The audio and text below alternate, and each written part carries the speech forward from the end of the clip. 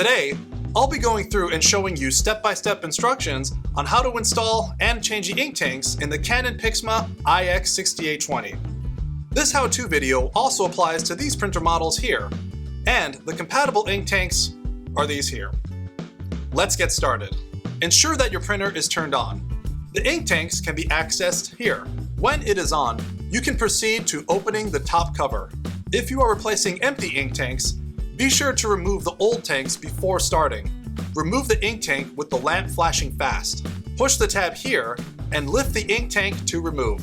Now that we're where we need to be, we're going to take the ink out of the packaging. Remove the new ink tank from its packaging. For this printer, your magenta tank will be on the left side, followed by black, then yellow, then the PGBK, which is your pigment black, and lastly, the cyan ink tank will be on the right. Now, press the front of the ink tank to release it, and then remove it from the slot. Make sure that you insert the ink tank into the slot that has the same colored letter as the color you are installing, and make sure not to touch the gold contact points. Hold the ink tank with the orange protective cap pointing up, while being careful not to block the Y-shaped air hole. Lift up the tab on the orange protective cap to remove it off gently.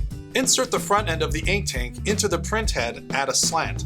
Make sure that the position of the ink tank matches the label. Press on the top of the ink tank until the ink tank snaps firmly into place. Make sure that the ink lamp lights up red.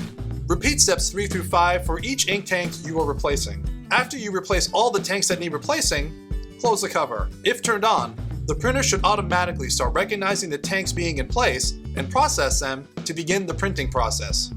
All done, now you're ready to print.